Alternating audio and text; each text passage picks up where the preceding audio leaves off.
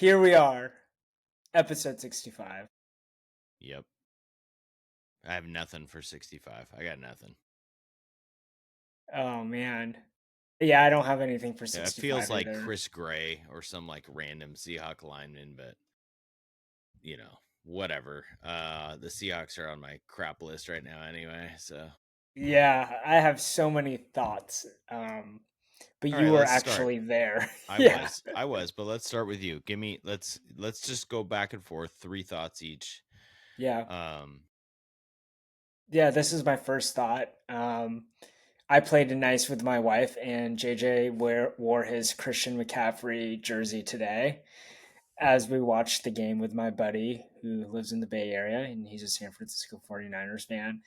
And it just looked like it was such a funny game to watch mhm. because they couldn't get a field goal off, and you couldn't see this because you were at the game, but they had Shanahan's reactions, and he was so angry after the blocked field goal.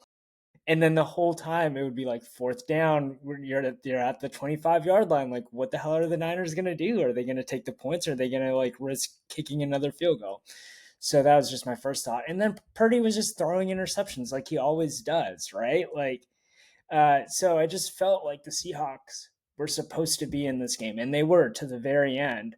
But then the post game thinking of like, was this just a huge mistake? Like, should they have just extended Geno Smith and extended DK Mm. Metcalf and just not blown things up? Because I'd much rather have a healthy DK and a decent Geno Smith than kind of a subpar, like really like kind of like I don't want to say dumbed down version of Sam Darnold, but he didn't look exciting at all. And Cooper Cup can't block. Like, what are we doing? Wow, that was a big takeaway. There's a lot there, Kev. Yeah, I feel like what really came out of that was you're frustrated by the offense, and I don't think you're alone. It was like you can point to a lot of things, and I'll talk about a couple other things that they actually could have stolen the game. But the offense was such a high school offense, and they said, okay, we're going to run the ball and do this. Great. They only had one receiver who could get open, or were willing to throw to. I mean, we got to check and see if maybe other receivers got Cup got a separated. catch, but Well, that's but it. like, I did, were Yeah, they even getting separation? And then like they have these tight ends that I was excited about, AJ Barner and Elijah Arroyo. You just saw nothing from that. Uh, and then when they really needed to go get some yards, and they're like, we're going to run the ball, and they had a fourth down where they could have iced the game, and they kicked the field goal. And I think that's a 50-50 call, but my son Lincoln was with me, and he's like, they should have ran the ball. You get the first down, and then you run out the clock. And like, he's pretty new to football fandom, he's and turned into a fan. he's like, He's turned what into are a they fan. doing? So the offense is really disappointing. Now, take that with a grain of salt, because offenses across the NFL, other than the Baltimore Sucked. Ravens and Danny Dimes and the Colts, like there were a lot of bad offenses. So, but I yell out, "You suck, Kubiak" in the game? Yes, I did. Because it is frustrating, because it feels like, okay, cool. We just keep replacing offensive coordinators. Everyone gets excited in training camp. Zone blocking scheme. Ooh, all this stuff. It's Yeah. like, great. For what? 170 total yards or whatever the hell they had. I wish I could get this version of you talking to last week's version of you, and you would be just arguing against each other because you're so optimistic. I'm still optimistic Yeah, seasonally, and that's my second takeaway, and then I'll kick to yours. yeah, Is like, and my friends who are watching on TV, it's hard. It's harder to watch when you're at the game and you're yelling yeah, and stuff. But the Seahawks D line was pretty good, right? I yeah. mean, They got a lot of pressure on McCaffrey, Purdy. Yeah, yeah, they got pressure. McCaffrey averaged 3.1 yards per carry. The team as a whole was 3.3. I thought Purdy, I mean, he used McCaffrey in the passing game, and that's where we got hurt. But Purdy threw some terrible decisions. yeah. He didn't have Kittle in this, Yeah, for the that was majority huge. of the game to bail him out. Kittle kicks our butt.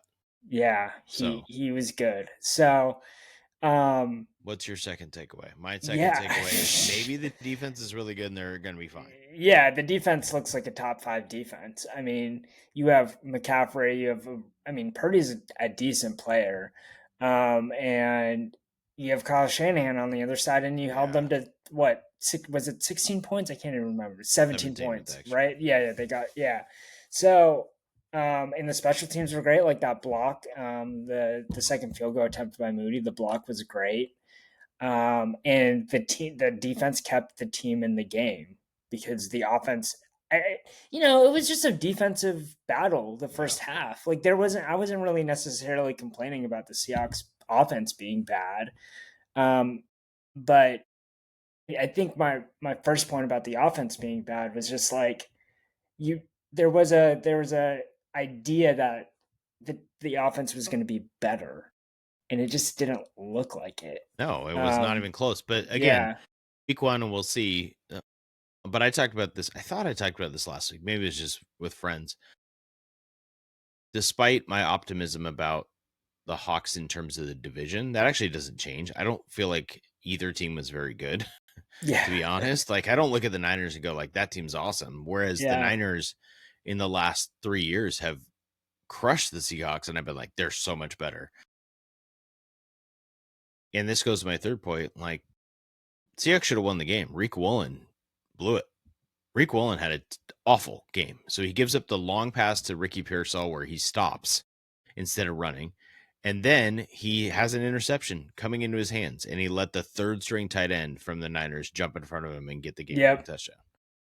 It was awful. Like, it's a contract year for him, and he did not come out and play well. And he had a Yeah. penalty on the play that Ricky Pearsall got the catch. Like, he was bad. Yeah. I don't know what his Spencer. PFF score will be, but like, Hey, you don't need a PFF score when yeah, Spencer Hawes is tweeting out a pair of scissors next to your name, which is what yeah, he did for yeah, Reek Woolen. So yeah. It was awful. So my how is third the takeaway is like Reek Woolen was awful, and Reek Woolen's inches away from the Seahawks winning a terrible 13-10 game, and they're 1-0. The problem is they go to Pittsburgh next week. Like, I don't care if Aaron Rodgers is quarterback, whoever's quarterback. Mike Tomlin's really good. It's really hard to win in Pittsburgh, and it's going to yeah, be really hard to win against that defense with the offense they just rolled out today. So yeah, Rogers scored 4 touchdowns. yeah, I mean, I'm not You're honestly not like, scared of Rogers? no. I think the defense will be fine. I don't think we're going to move the ball. Yeah, yeah. Um, so Well, I'll yeah. this is what Ryan Grubb struggled with is he never made adjustments. He was stubborn, and people figured him out really quickly. My hope is that Kubiak will learn. Okay, this is what my first team offense looks like in a game. Because remember, they Darnold played one series, right? Like in the preseason. So um, Also, can I talk about that for a second? yeah, Maybe offense across the league was crappy because no one's playing their team in the preseason. And I get that you don't want them to get hurt, but do you want to just like tank the first week? Because that's what everyone's doing. yeah, Right? yeah, That's what it felt like happened. Even the Niners, like they were off a little bit, you know? I yeah, mean, part of that is injuries for them, but they've played together at least, right? So they have, like, Purdy has camaraderie with Kittle, and he yeah, has a connection with McCaffrey. Darnold, it looked like he had a connection with JSN, but my God, anybody else yeah, exist? yeah. JSN was balling out. Yeah, If you he's drafted freaking him on your good. fantasy team, I'm like, okay, that guy is like clearly. I think he would have been the number one over DK this season. Uh, on the TV, the whole lower bowl was red. Well, Like, on the Niners side, it was. okay, okay, So my so side, I was on the opposite side. I was on the okay, Seahawks side, and there are hardly any Niner fans. And yeah, so the way it works is that the side I was on are like legacy or season ticket holders, right? So they had I don't know, ultimatum or something this year that basically was like you could lose your season tickets if you sell to opposing yeah, fans. That's what they decided to do, and it seemed to work on my side. Like, there were a couple Niner fans that just came with a Seahawks fan, but they were not loud on our side. But the other side is all the ticket brokers and the companies, I guess. And so they and it makes sense. They want to be on the visitor side, right? But it was crazy full of Niners fans on that side. Yeah. Yeah. So, any other substantive takeaways from the game? Because I have one more question for you. Yeah, I mean, I think I would like to I'm hoping to write, 5 takeaways like I did before, but I Yeah. also was in the middle of writing a game preview and never finished it. So you never know. So maybe you do two takeaways. Maybe 2 takeaways. But here's one I think that will be the case. I want to look at, some I'm going to sound stupid. I'm going to watch the tape, but I do like to look at the NFL Plus like freeze frames and stuff Yeah. because I think Zach Charbonnet is so much better than Ken Walker. He That's the seemed takeaway. like the number one. So during the game, my buddy that's not the 40, my buddy that's a 49ers fan, Renee, shout out Renee. Thanks for coming over to watch the game. He said, like, in the second quarter, he's like, is Charbonnet the number one? Is like Ken Walker still injured? I'm like, no, but he's definitely running like it. And they're giving him it seems like It was 12 carries to 10, yeah, unfortunately, it's like because they Ken Walker had one insignificant. 8-yard run that was good, but it was really frustrating. Charbonnet hits the hole and he goes, and And maybe he's he a had good better. yeah, He might maybe had better blocking in those plays, they're the but same blockers. I know I want it to be like 17 carries for Charbonnet and 6 for Walker. That's what I want. Yeah. I mean, he's so good at like kind of just threading the needle between the tackles when you say hitting the hole. Like he's he's able to like get through traffic, without, maybe he gets Yeah, touched a little, maybe sometimes he gets hit right away and goes down, but it seemed like I was especially thinking of he had some red zone carries where he was kind of just like threading through and getting positive yards, which is pretty hard to do when it's jammed up in the red zone. So I like Charbonnet. I think maybe I my need fantasy someone pick is to good. Yeah, I need someone to send me a Ken Walker highlight tape because I don't remember when he was good. And I know that sounds harsh. I guess he's had 1,050 yards his first year. He had 905, which feels like it's a good start. I don't know. It's 70 yards a game and 60 yards a game. It doesn't feel dominant. I don't know. He frustrates me a lot, so I would rather have Charbonnet. That's a takeaway for So me. was Felix? You said Felix went with you or No, Lincoln? Lincoln went. Yeah, Lincoln. So, oh yeah, because Lincoln's playing football now, so he's yeah. totally thinking. Lincoln, when he goes to a football game with you, I know he will have graduated to true football fandom when he tells you, Dad, this is a big third down. Because every time someone says that, it is a big third down. I Like think I there's, said it on every third down because it felt like when the Seahawks had the ball, it was like we have to get a first down. We suck. yeah, And when the Niners had the ball, it felt like they'd gotten 3 first downs already because they had yeah, gone to McCaffrey and they needed to stop him to get him to a field goal or whatever. yeah, I mean, I certainly said it on the play where Purdy just threw the ball up in the end zone and then Reek Woolen couldn't intercept it, and it was a yeah. The terrible t- pass. the two interceptions before that, like he threw ducks. I was like, that's an interception. Like as soon as he left his hand, like the Yeah, one where he threw in triple coverage. that one is terrible. The first one, Ernest Jones made a pretty good play. I think he Yeah, thought he could get it over him, and you know, it was a good play. The second one, quadruple coverage. Like it was Ricky Pearsall and 4 guys. Like it was weird. And that's what I mean, maybe I'm just petty. That's what pisses me off about the last one. It was a dumb decision by Purdy. It yeah. was really dumb to throw that ball up there. It's dumber And he got away about with it. And yeah. then they interview him after the game. I'm like, don't interview Purdy. Go interview the third string tight end who just won the game. Yeah, yeah, yeah, Sorry, I'm mad about it. This is how I yeah. felt about the Well, Mariners up it's until 2 just days ago. it's upsetting because they got the turnovers, but they didn't make any points out of them. Yeah, Meanwhile, you're right. the Yeah. Raiders are winning games with the same coach and our former quarterback and arguably like less offensive pieces. Well, come on. The Raiders beat the Patriots, and I know Patriots are like this sexy dark horse pick. The Patriots are not the Niners. The Niners Yeah, are a way better team than the Patriots. yeah, So I'm not gonna go crazy on this. yeah. It's 1 week. It's week one. We have It's 18 1 week, weeks. but there's pressure to go find a way to win in Pittsburgh because 0-2 is gonna be tough. I think. Yeah, I mean, it sounds obvious, right? But like there's all these stats about being 0-2 and making the playoffs, and um, I mean, I don't know. They do come home to the Saints after that. Then they go at Cardinals, where they seem to be okay down there. So even if they're 0-2, they could pull off 2-2. The Bucks at home will be hard. At Jags, I don't know. Their schedule doesn't seem like crazy hard. Even like Texans on Monday Night Football, like they didn't look great against the Rams. At Commanders, You're always going to be in games if you have a good defense. yeah, So that's what I'm kind of feeling. yeah, Is I'm like, I don't know, they'll be in all these games probably, but I really need them to do Darnold something on has an offense. arm. Darnold has an arm, by the way. Yeah, I That mean, was it kind of could have my been a takeaway cool ending, watching. Yeah, but he yeah, fumbled by hitting Abe Lucas with the ball. Good job, yeah. Sam. Abe Lucas hit Sam. Whatever. Sam Darnold's fault. He's the quarterback, right? Yeah, I mean Like, he was in the pocket yeah, collapsed and he was yeah. trying to throw it. It's awful. It's freaking awful. You know Also, what's run the not? ball. What do we do? Yeah, Like, anyway, you know what's not awful? what? The Huskies putting up 70 points and It's a lot scoring, of and points. Jonah Coleman scoring 5 touchdowns. That was a lot of points, Kev. Um, okay, first question, as always, did you stay awake for the whole game? Did you fall asleep at any point? Not only did I stay awake, I met people at a bar and I watched the entire game at the bar.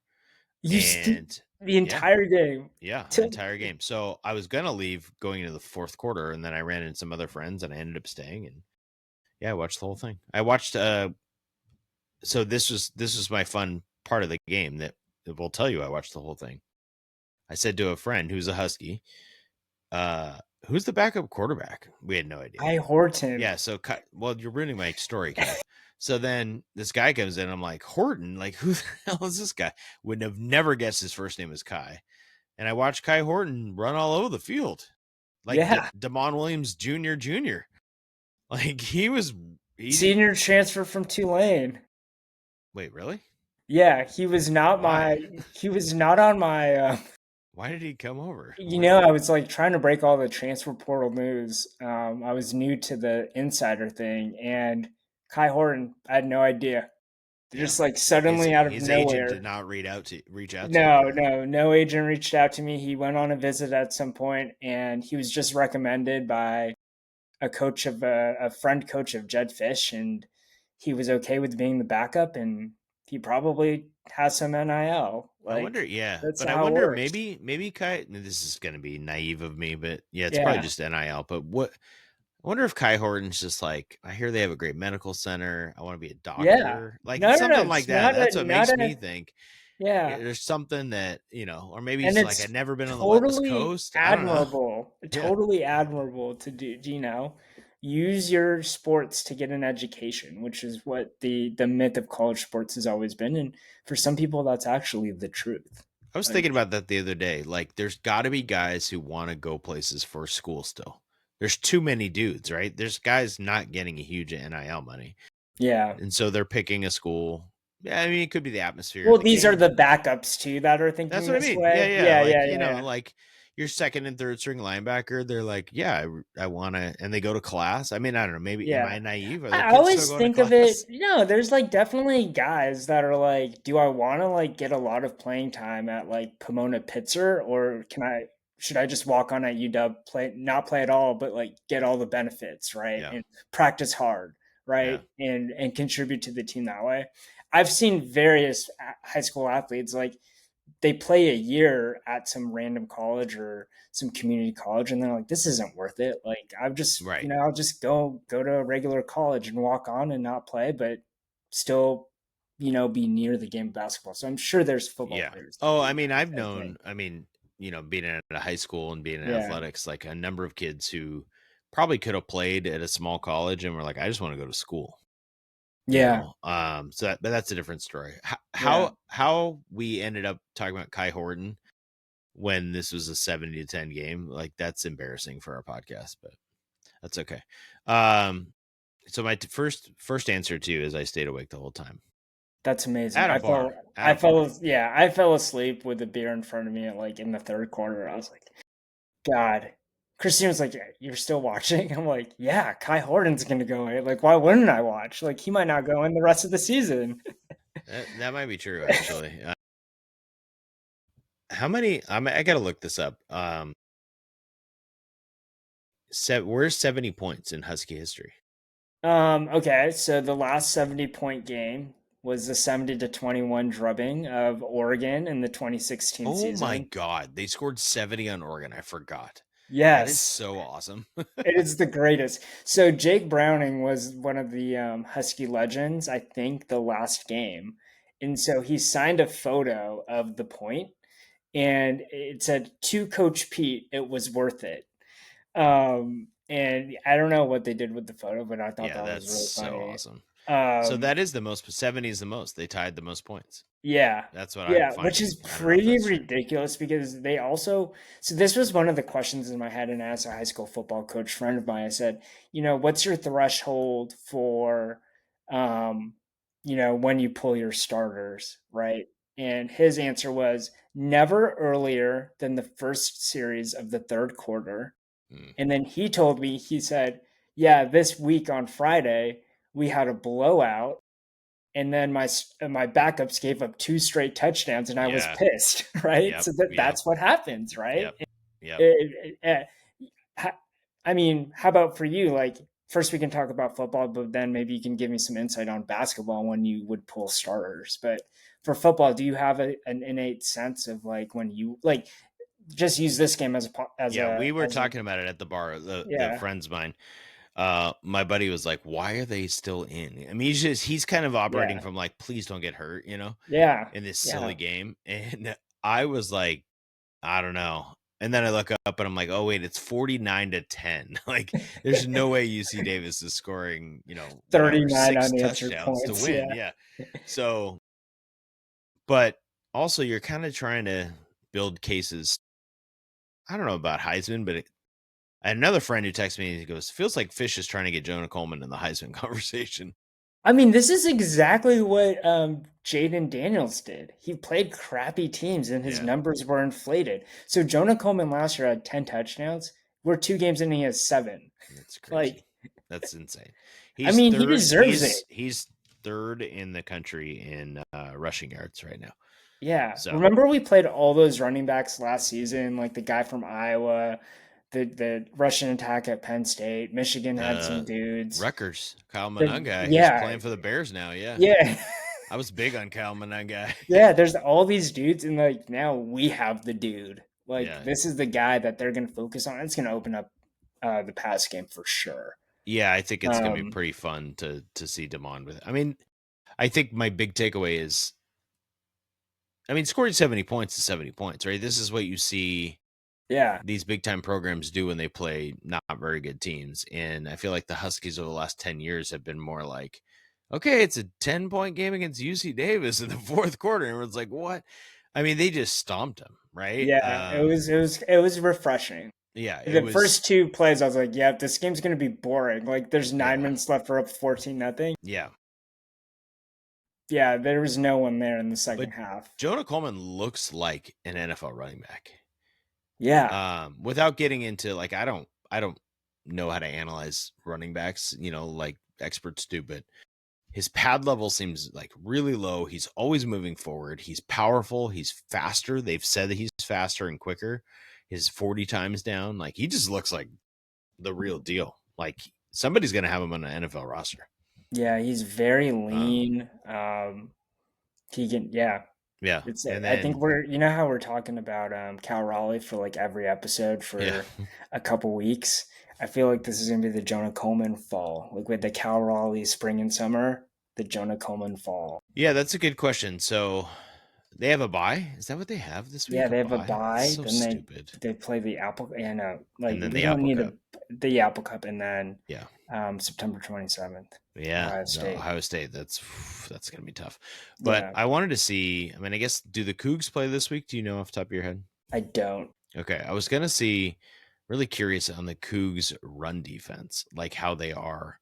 Uh, So they beat San Diego State 36-13, mhm. and San Diego State had 82 rushing yards. Okay, I'm looking at PFF scores here too. They're Uh, not in the top 50, so that's good. They are 66th by Pro Football Focus run defense metric. That seems promising for Jonah Coleman. That feels like that'll be yeah. okay. They play North Texas this week, so they're going to be 3-0 against the 2-0 Huskies coming into that game. That'll be interesting. And it's going to be it's A a home road game for game the for the Cougs. Huskies. Yeah, yeah, I yeah. like it. I like it. It's a good test for the Huskies. It's a good step up. Well, Colorado State was similar, right? Colorado State might be better than the Cougs, but it was at home. I think both of those are nice. Then Ohio State's going to be a whole another level. Yeah. It's going to be insane. Like I'm worried about the Husky defense against Ohio State. That's what I'm. Yeah, thankfully the defense looked like it could get like they got pressure on an FCS offense, which phew, like I was a little worried here after week Yeah, one. yeah, yeah. But the pressure was there. So we'll see what they look like against the Cougs and hopefully they can get, they'll get healthy. It's not like they have a whole bunch of injuries, but They got some there's things to receiver sharpen up. injuries. Yeah. Oh yeah. Yeah, so they lost their number 2 Rashid and Williams. their who I would say was probably supposed to be their number 2 from Penn State has not played yet. Yeah, so that's what's interesting. I think if Rashid is out, then Omari Evans goes in. I was a little worried Well, about, we hope he goes in. He hasn't yeah, played yet, right? yeah, You know what I yeah. mean? I Yeah. was a little worried about Takario Davis, who got that awesome interception. But Fish said post game that he's fine. He thinks he's going to be okay. He like landed Although on the Fish ball or has something. said stuff like that, and guys have been out. Like Quentin Moore, he strung us along like for the first 4 weeks, and then the dude didn't play the entire season. Yeah. So um, that'd be interesting to see. But I don't know if I know anything more about the Huskies except that Jonah Coleman is really good. Like, there's nothing expectation wise. There's nothing different than I had preseason. I've learned nothing than the past 2 games except maybe we don't have a as strong of defensive line. Our Mm-hmm. offensive line is definitely better, Yep. and Jonah Coleman's really really good. I Everything else I kind of expected. Damon Okay, Williams is so that's solid. interesting because Yeah, I am more optimistic now after the 2 games, even though Colorado State had its moments. And I asked last week, is Jed Fish good at coaching football? yeah, Damon Williams just looks the part, and yeah, that's something I didn't know how he would look. Jonah Coleman looks incredible. To your point last week, Adam Muhammad also looks incredible. Denzel Boston's a clear number 1. I think they have good tight ends, even though it hasn't really popped yet. yeah. And the DeGraff had a drop. Yeah, the offensive line is awesome. Carver Willis is the number 1 offensive lineman run blocking in the nation right now, Yeah, and Drew is up as a as a party is party. number 7 in the nation. So Yeah, that so they're just the tackles are just clearing people for Jonah and Adam Muhammad and Damon or whatever. I think the secondary is good. Alex McLaughlin's having a great year. Takario looks awesome. Prysock could have had 2 picks. So to me, I'm more optimistic. I actually feel pretty confident going into the Apple Cup, but that'll be interesting to watch for sure. Are we going to get a normal? I'm trying to look it up right now. Are we going to get a normal game time for that? What do we? What have we got? Like, what are yeah. we looking at? Not 8 o'clock. 30. Love it. Oh yeah, yeah, That's great. It's probably on the yeah. CW, but whatever. After I watch Isn't that Gilmore where Girls. yeah, Gilmore Girls and followed by the Apple Cup. Isn't that where the Cougs play all their freaking games is Yeah, on the CW? yeah. The Pack Two. The Yeah. Pack 2, incredible. I'm gonna see what station this is on. Have you We looked got at it now. the Coug and Oregon State schedule? So they play each other 2 times. No, they don't. Yes, they do. They No, play you're each other. lying. They play each other 2 times. What the heck? Are you being serious right Yes, now? because they had to put together their schedules and they don't have anyone in their conference, so they This play each is other 2 times. blowing my mind. I had no idea. It's pretty funny. It's on CBS. That's great, actually. It's random. It's like a real network. Yeah. No offense to CW, which people really love. I'm looking at the Yeah. Cougs By the schedule way, right now. CW, if you Oh my want to, God, they play Oregon State twice. You weren't lying. it's pretty funny. It's really sad that's what it's come to, but Wait, so that because I think I've lost because I know there's a future pack, right? yeah. And in basketball, So Gonzaga's coming and Grand Canyon's coming. So this year it's a pack 2, and that was the same as last year.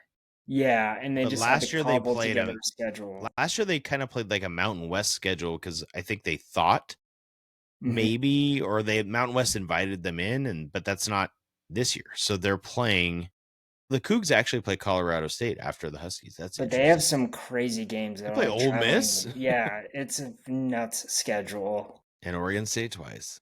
They're basically What if they like, split? What happens? Does it matter? no, there's Do they not a play a third conference time in the champion. Pac-2 No, championship game? no, God. Do you remember when this is going to sound like we're making fun of the Pac-2, but I kind of am. They had like a huge press release recently about like this television deal they got with Yeah, CBS. yeah. And CBS was like, we're going to broadcast 3 football games and 4 basketball games. I was like, "Ooh, that's exciting. 7 total games on your network." Oh And the man, Pac-2 sending it out as like this huge press release. I'm like, you just got 7 games on TV. Good job. Like you should stick to the CW. It's like yeah, CW is just like Gilmore Girls, Buffy the Vampire Slayer, and Pac-2 football and basketball. This is the place for you. yeah. Oh man.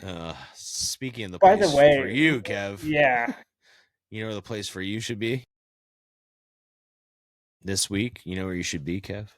You in can't. Seattle watching the You should Mariners. be at the T-Mobile. Yeah. Yeah, you know, if the Mariners offense replaced the Seahawks offense, we would have won the game.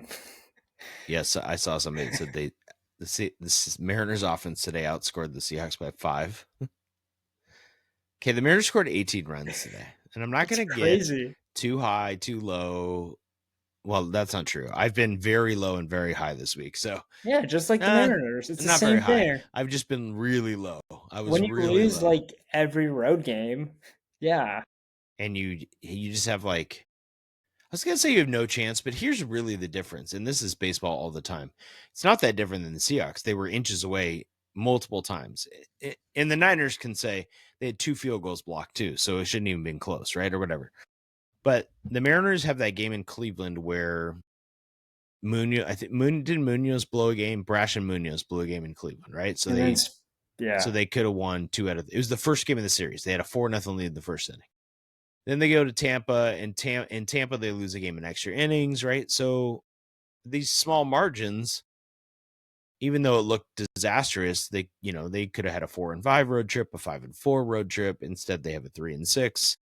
It doesn't feel great, but amazingly, they've got a 1-game lead on the Royals, a 1.5-game lead on the Rangers. They're still in a playoff spot, and we're down to 12, 16, 19 games left. Whoo, it's coming. yeah. It's coming, Kev. Let me get the playoff odds in front of me right now. I looked at it already. Yeah, so the Mariners are at 78%, but I tell you, it feels like 5% right now to me. Oh, I'm way higher after these last 2 games. Good, And they're good. coming home. So they play 7, 10, 13 out of those 19 at home where they play better. The 6 road games are against Kansas City and Houston. That's Let's wild. go. Yeah. Let's So go. can I talk to you through the schedule of these teams that I think we're kind of in the mix for? Um, and then I want to talk about Julio. Okay. Is that fair with you? All right, great. Texas is a game and a half back, and the Royals are a game back. Houston is 2.5 ahead of the Mariners. I know that the Mariners play 3 in Houston. I don't feel great about the AL West. Okay. So let's talk through this. Mariners have St. Louis for 3, and then the Angels for 4 at home. The Angels are a total pain in the ass to the Mariners. Then the Mariners go to Kansas City for 3, Houston for 3, and they finish with Colorado 3 at home and the Dodgers 3 at home. And the Dodgers are probably in a race with San Diego and need those games at the end of the year, which I kind of would rather have. I feel like when people pitch like the 8th guy out of the bullpen or something, like the Mariners struggle, although that happened today and they absolutely destroyed the guy. Okay. Houston's got at Toronto for 3, at Atlanta for 3, pesky Atlanta maybe, Texas for 3, that's a big one, and then they have the Mariners. Then they finish at the A's and at the Angels for 3 each, which doesn't make me feel great. I feel like Houston's going to smoke them in the last 6 games, right? Yeah, So I just feel like the Toronto for 3 and maybe Atlanta for 3, maybe there's some ground to be gained here right before they play Texas and then they play the Mariners. Obviously if the if it's tied or within a game going into that series, I'm like, of course the AL West. But I feel like the last 6 when the Mariners have Colorado, who's terrible, I get it, and then the Dodgers is tougher than at Angels at A's. But maybe I'm wrong. Yeah, So those road games at the A's just seem weird. yeah, that I mean the A's are good. Like I know record wise they're not technically good, but nobody wants to play the A's right now. I feel like I'm so happy the Mariners don't play the A's again. Let's just put it that way. Okay. Um, so I feel like Texas and Kansas City are more important, and maybe this is a loser mentality of just get in. So Kansas City's at Cleveland for 4, then they're at the Phillies for 3. That's great. Then the Mariners for 3, right? Then they go to then they have Toronto, and then they finish at the Angels and A's. Interestingly enough, the Royals. That's kind of weird, right? The Angels and the A's are kind They're of going to keeping be our huge the to us, Mariners' fate. right? Yeah, Huge to us. Not to mention the Mariners play the Angels for 4 coming up. yeah. Texas has got Milwaukee for the next 3. That's awesome. Then they go to the Mets for 3, and then the Astros for 3. But they finish with Miami, Minnesota, and at Cleveland. And Cleveland could be out of it by then. So the last 9 for Texas really favors them. But the next 9 right now with Milwaukee, at Mets, at Houston, here's my thinking. Let's get the Rangers out of here. Let's get them out. Like the Mariners win 7, the Rangers lose 7 of the next 9. Get them out. That'd be Get them relaxing. out, Although right? that would be getting rid of your bet. It's true. I'm fine with that. It's fine. It was, Okay, you've given your money it's all away. good. Yeah, it's all good. It's a sunk cost, right? Who cares? Um, I don't know. I think the Mariners probably have actually because of St. Louis and LA and Colorado, probably the easiest schedule technically. Um, I looked at the pitching matchups. St. Louis is just, I mean, they're throwing out, guys you've heard of. Miles Michaelis is pitching tomorrow. I mean, their ERAs are terrible, so hopefully they can take advantage of it and go on a run here. Yeah, they're trying to hold on to their playoff spot, just like I'm trying to hold on to my second place and my winnings in our fantasy baseball league. Ooh, I'm on Yeah, your heels, yes, baby. you are. Yeah, Yes, you this is a are. good one. Yeah, Uh, it's not great for content, but it's fun for yeah, us. Like, I don't yeah. know how you talk through the excitement of a 162 game fantasy baseball season, but yeah. Especially Roto. Yeah. Yeah, yeah. Uh, Wait, I want to say one more thing about this coming week. Kev, I will be at Tuesday's game. I will be at Friday's game, and then when the Dodgers come, another game. That $500 is going to work, baby. who are you going with? Are you solo? As of right now, Tuesday is a different Justin, a friend of mine who is a Boston Red Sox fan who we always try to go to baseball games and never works out. So he'll probably bail on me and I'll have to figure it out. But Tuesday was with him. Friday's kind of up in the air. And then Dodgers is all 4 of the family. So Yeah, yeah. it's good stuff. Justin Fenton has offered, loyal listener, to come to any game. So I feel I feel like it's always a great idea to bring Justin yeah, he's because great. he He's great. feeds us content ideas. He gives us Yeah. critical feedback. Yeah. Sneak It's good preview stuff. Yeah, of his contribution to today's podcast. So maybe Friday. I don't know. Yeah, yeah, we'll see. We'll see. I kind of it's hard because I kind of want to leave it open for the kids sometimes if they want to go, but yeah, they just want to play video games on Fridays. So whatevs. yeah. Um, Um, yeah, go ahead. Julio. What else about Julio? I mean, he's put together a great season once again after a cold start. Yeah, Julio's really really good, and I just think people need to stop pretending he's not Complaining or about complaining. him? Yeah. Yeah. Do you know that I got to pull this up. So he's got 30 home runs now. I heard that on the radio today, and for some reason I just lost track of how many home runs he had. Like 30 home runs is a it's a lot, right? It's Not a as much as huge Cal number. Raleigh, but it's a lot. I know. We'll talk about Cal in a second. Okay. By the it's I think it's by whatever his age 24 season.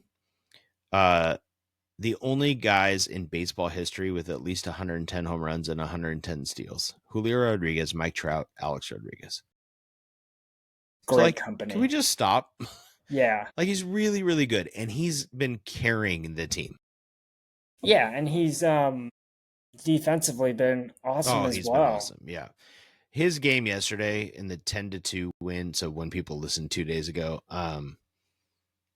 with his defense and his 2 home runs, because that 10-2 game, if you just saw the box score later, you're like, that's awesome. They broke out.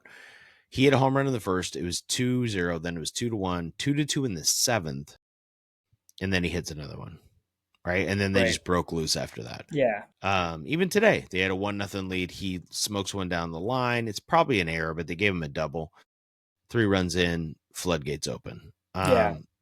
He's just, they're so much better when he's good. Yeah, and he's so much fun and he loves this team. He loves genuinely like celebrating his teammates. Like I love that that Cal hits after him because he's Yeah. usually handing off the trident No, and no, he's no. Cal just hits before him, oh, so he Cal hands hits off the before trident. him, so Yeah. he hands off the trident.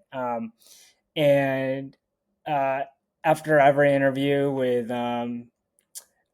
what's her face? Jen Mueller, or Jen yeah, it's Mueller, he's usually Jen like Mueller. he's like, we got to bring the energy. Like he tells the fans, Yeah. bring the energy, keep on bringing the energy, because he's all about it. And he loves being a Mariner, right? So he's such a joy, and give as much flack to the front office as possible. All the complaints are valid, but they've I don't think locked all of up. them are valid, Well, but some of them I kind are, of defend. yeah, I defend the front but office a little bit. they locked up Felix Hernandez and they locked up Julio Rodriguez. Well, they And these locked up guys are Cal going to, Raleigh. yeah, and they locked up Cal Raleigh. So, Yeah. um, I mean, good and on, honestly, they locked up. I mean, this is going to sound crazy, but when they traded for Luis Castillo, and people forget they gave him an extension, and Luis Castillo is like, he's tough for some people because he just has these terrible starts, but he's been good for the Mariners since he's been here. It's been really a big part of them being able to go to the playoffs in 22. And today, he was good. He was good today on the road, finally. Um, yeah, Julio is now 15th in all of baseball in WAR. 30 bombs. He's at 86 RBIs. He's got a shot at 100. He's at 93 runs scored. He's got a shot at 100 runs. Like, how many stolen bases? he's at 20. He gets 25th today. So he joined the 25-25 club. Side note, Gary Hill Jr., awesome on the radio, said Randy Arozarena is the first player in Major League history to be in the 25-25-25 club. 25 Very home true. runs, 25 steals, 25 hit by pitches in one in one season. I'm like, that's incredible. But Cal's teammate, I mean, I just ruined it. Julio's teammate Cal. Where are you with him on the MVP race?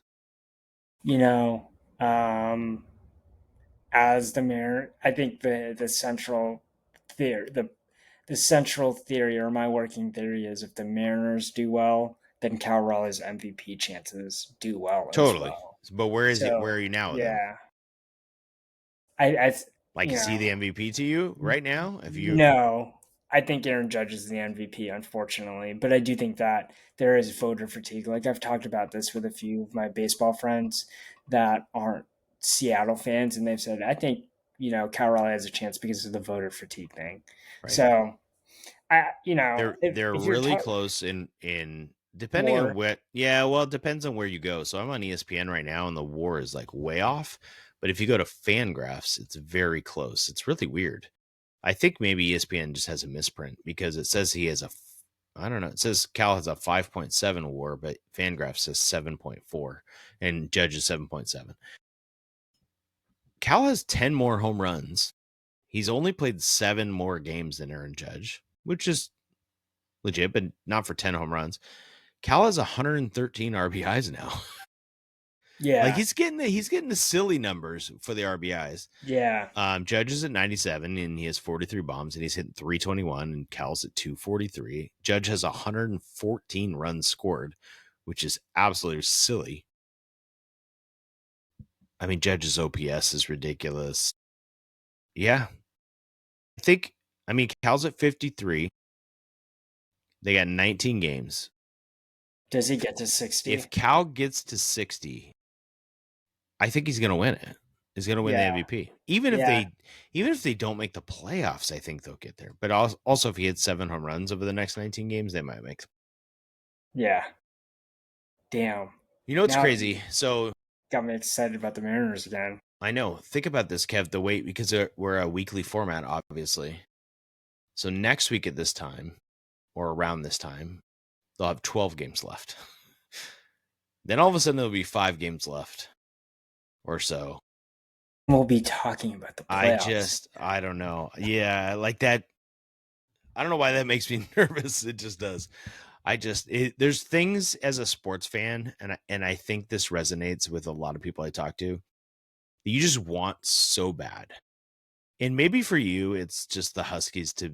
I mean, I don't know. It was only 2 years ago they went to the national Yeah, championship it game. was the Yeah, best but thing ever. the Seahawks went to the playoffs in 2022, and it was honestly amazing. Like I just want them in the playoffs so bad. It's the thing I want the most. Like I just want it. It's I want to go to another home playoff game. Um I want to watch a series. I want to be disappointed. I want to feel great. I don't know. I don't even know if they do well, but I want it.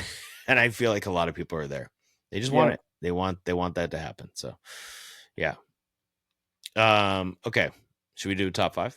Yeah, let's do top five. Okay. So our top 5 comes from a loyal listener, which is really exciting. Justin Fenton, who we referenced earlier, who he might be our most loyal listener, and that's going to bother some other people, but He's been there since the start. and he listens every week, and Well, he texts us, and he's got feedback. we had a viewer that told me that I need to take an iron to this flag behind me. So, first of all, thanks for watching. Yeah. But So we second have of other all, listeners who yeah, I'll get a steamer. Okay. are more cruel, is what you're saying. Okay, Kev, ready for the top 5? I'm So ready. this is what he did. So just so people know, we're happy to take, maybe one of Kevin's friends at some point send in a top 5 for us to do, because we talked about this last podcast. We're trying to compete with each other. Let's see what we do. We have a trivia, and he blacked out the answers, and we can reveal it by highlighting it and seeing what the answer is.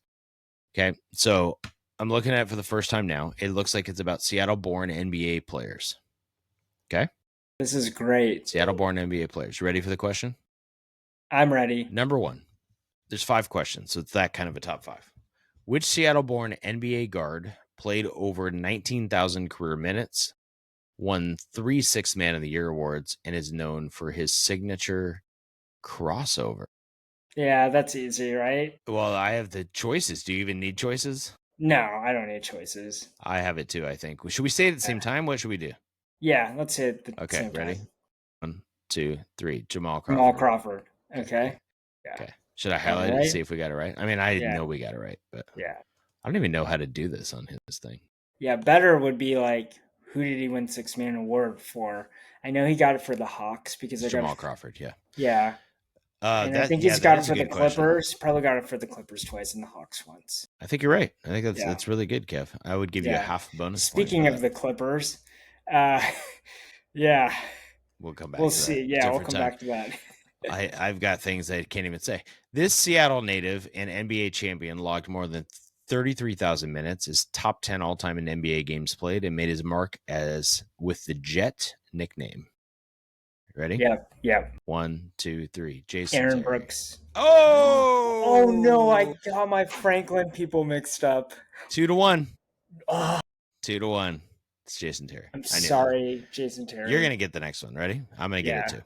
yeah. Name the former Garfield High and University of Washington star whose promising NBA career with the Blazers was cut short by injury. Still played more than 10,000 minutes. Ready? 1, Yes. 2, Two. 3. Brandon Brandon Roy. Roy. All right. 3-2. 3-2. 3-2. Number 4. Which former Sonics player born and raised in Seattle played over 17,000 career minutes, including with the Raptors and Kings, and is known for his defense? Do you have a thought? Raptors and Raptors Kings. and Kings. Former. It says former Sonics player. Born here. Absolutely not. Oh, Wow. Oh boy. That's uh, gotta distract Kev from the top 5 quiz. God. That was rough. Oh man, that 49ers was really hat rough. This is what in I the middle do. of the stream. For those of you listening, Kevin just got a 49ers hat put on his head. Okay, so it played for the Kings and the Raptors. Yeah. It says former Sonics player, born and raised in Seattle, known for defense, Kings and Raptors. Is it Ready? Doug Christie didn't play for the Sonics? Ready? I'm not ready. We got No, to I'm gonna guess. lose. Okay. 1, 2, Two, 3. three. Doug Doug Christie. Christie. It's Doug Christie. He was It is. drafted. He was drafted Oh, by the he Sonics. drafted by the Yeah, Sonics. he didn't play Got for them. it. He was drafted by them. Got it. So we're Okay, pretty good good. job. Good job. Good job. One more. If I didn't give my Aaron Brooks, I'm so mad. Well, you Okay. might get this one and I might not. This Yeah. one's hard. I'm reading it right now. I mean, I'm not Yeah. cheating, I promise you. Among Seattle born players, who is the forward center that played over 25,000 NBA minutes and won 3 NBA championships in the 80s with the Pistons and Lakers? Seattle born. Starts with a J. Yes. Okay. You have it? Let's do this. Okay. Yeah. 1, 2, 3. James James Edwards. Edwards. Yes. What did you just say? James Edwards. Did you really say James Edwards? Because you Yes. kind of went, and then you listened to what I said. It's James Edwards. So I You was 5 heard for me 5. say before that I said it starts with a J. I did. That's why I believe you. Yeah. I was 5 for 5. You were I 4 was for 4 for 5 5. because you But went I with Aaron gave Aaron Brooks. Brooks an extra shout out, right? So this is great because what this means is when you're not cheating and coming up with crazy questions that I can't answer and somebody else sends it in, it's clear that Yeah. I'm better at this. This was really great, Justin. Thank you, loyal listener, for hooking this up. We need to find a way to like play the audio of the question. So like They can send in a voicemail and I can clip it in. there you go. That would be There awesome. you go. Yeah. All right. I'm asking James Satterberg to give us a top 5 next week. So Okay, here we go. Yeah, that sounds great. Yeah. All right, we did it. We got another episode in. Here's what we came up with today. The Huskies are amazing, and we don't get to watch them next weekend. The Seahawks are Defense is disappointing. Yeah. No. I'm sad, Kev. I'm still mourning. You I think you decided to go to this game and they lost. it was let me pause for a second. I need to say this at the end of the podcast. I should have led with it. My sister's friend Caroline, who does listen to our podcast, gave us or we went with her, and it was we were the 50-yard line 100 level. Like they were amazing tickets. Those are the best tickets. Yeah, they were awesome. Best seat I've ever been in at a Seahawks game. So thank you, Caroline. It was amazing, and we had a great time despite. And you wore blue, which of course mattered. I didn't wear this. I was wearing my Cortez. No, Kennedy but what jersey. I'm saying is that there's people that just didn't go, and then the seats got filled up with 49ers fans. Yeah, but I think that's the ticket broker side. Yeah. Yep, so I don't know. We'll see. Yep. When they play the Saints in week 3, I think there won't be that many Saints fans. I don't know how the Saints are traveling these days to go watch Tyler Slow or Spencer Rattler or whatever his name is. Okay. And then our third takeaway as we head into this week is we're really hoping the Mariners have a great week. Yeah, I'm going to be listening again. I'm back in it. They've won 2 games. Back on the bandwagon. Oh my God. You and your bandwagon. Here's the only place I will. You're the same way because you don't want to talk about the Mariners last week. I didn't want to talk about the Mariners last week. And this week when they were losing, I was doing a little less watching. I was doing more monitoring on my phone because I couldn't take the pain. I'll be honest. I watched more Kai Horton this week than the Mariners. I'll be completely honest. Oh my God. Okay. Well, we're gonna fix that this week, Kev. 6:40 p.m. Monday and Tuesday against the St. Louis Cardinals. I expect you to be watching at least 3 innings. Yep. Okay. Yep. Until then, see you all next week for episode 66.